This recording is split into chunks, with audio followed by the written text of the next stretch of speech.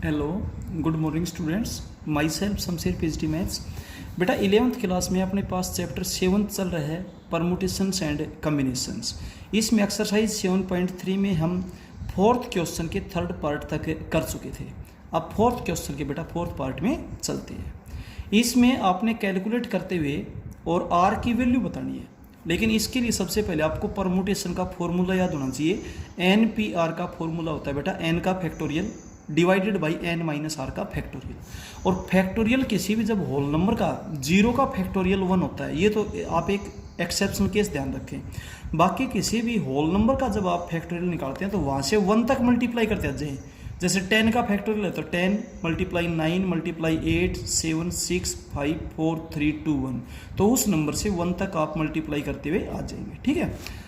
अब देखो 5 as it is 4 का factorial divided by 4 minus R का फैक्टोरियल। 6 एज इट इज 5 का फैक्टोरियल।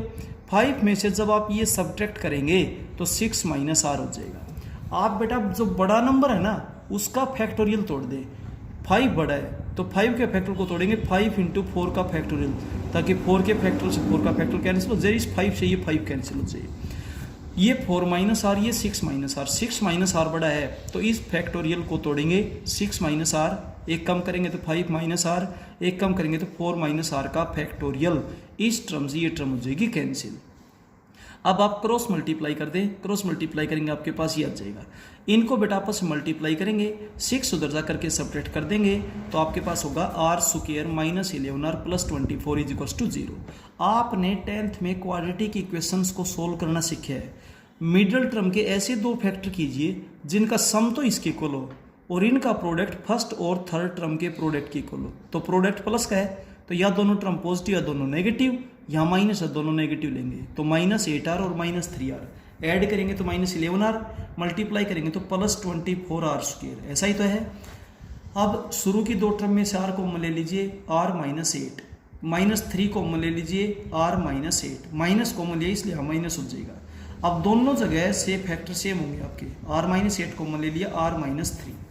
अब बेटा या तो ये 0 या फिर ये 0, तो इस तरीके से r की वैल्यू 3 और 8 आ जाएगी। अब आप अपने क्वेश्चन में पुट करें, अगर आप r की वैल्यू 8 पुट करते हैं, ध्यान दें, तो 4 माइनस 8 क्या होगा, माइनस 4।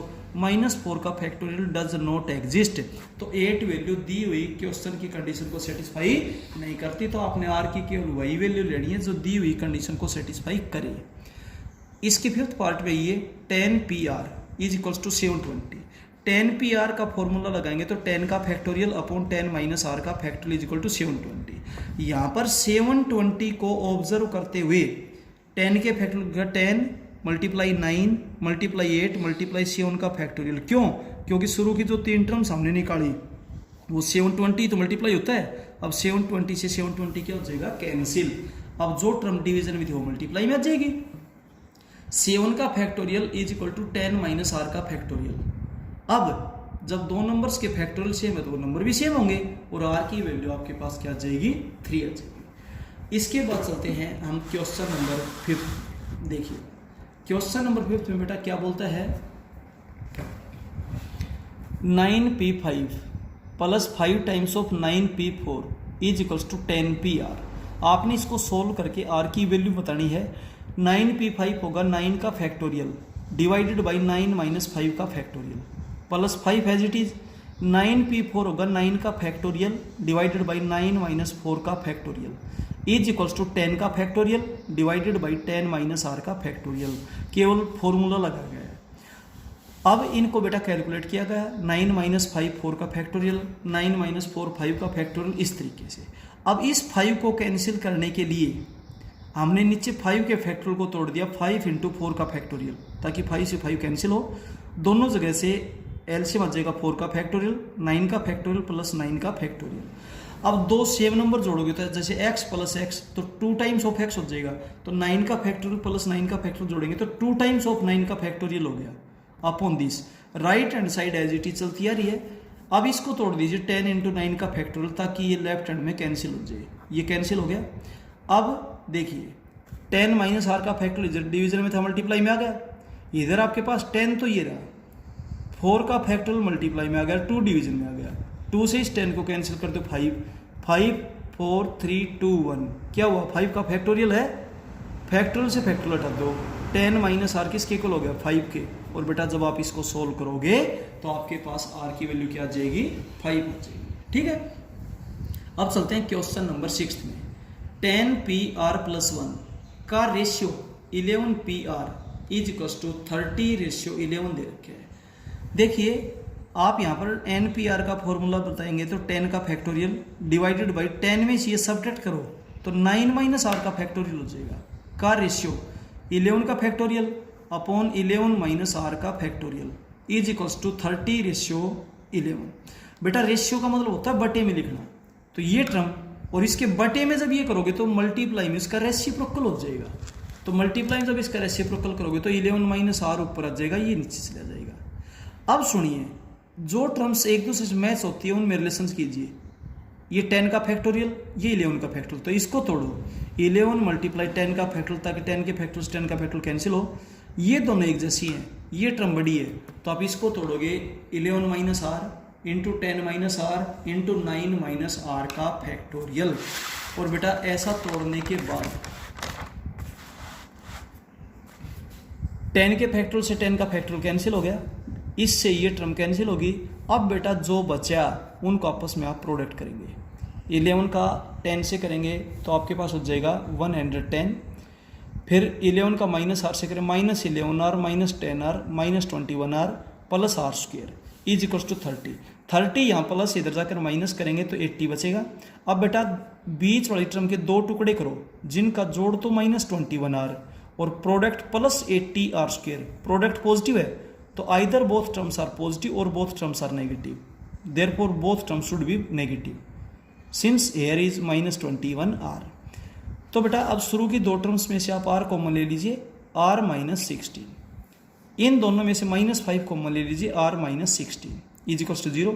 और अगर बेटा आपका फैक्टर करने का तरीका सही है तो ये दोनों टर्म्स सेम होनी चाहिए जो ब्रैकेट में। अब R -16 आप कॉमन ले लीजिए, R -5, अब या तो बेटा ये 0 या फिर ये 0, तो R की वैल्यू 5 और 16 होगी। आप अपने क्वेश्चन में पुट करके देखो, मैं R की वैल्यू 16 पुट करता हूँ, सपोज करो यहाँ, तो 9 - 16 का फैक्टोरियल हुआ 9 - 16 यानी कि नेगेटिव, और नेगेटिव का जब आप फैक्टोरियल करोगे तो इसका मतलब डज नॉट एग्जिस्ट। ठीक है, तो इसलिए बेटा R की वैल्यू 16 को कैंसिल कर देंगे और R की वैल्यू केवल 5 लेंगे। 7th जो क्वेश्चन है 56PR+1 का ratio 54PR+3 is equal to 30,800 ratio 1। ये क्वेश्चन बेटा बिल्कुल सेम एज इट इज है। आप NPR का केवल फॉर्मूला अप्लाई करें, कैलकुलेशन में गलती ना होने दें, आराम से हो जाएगा।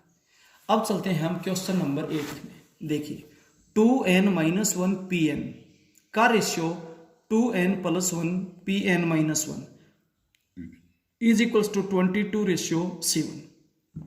यहाँ पे NPR का जब आप फॉर्मूला लगाएंगे तो 2n-1 का फैक्टोरियल अपॉन इसमें से ये सब्ट्रैक्ट करें, तो इसमें से जब ये सब्ट्रैक्ट करेंगे तो n-1 बचेगा, उसका फैक्टोरियल का रेशियो 2n+1 का फैक्टोरियल। और जब इस टर्म में से ये टर्म सब्ट्रैक्ट करेंगे तो 2n में से n को सब्ट्रैक्ट करोगे n +1, ये भी तो +1 हो जाएगा, 2 का factorial is equals to this.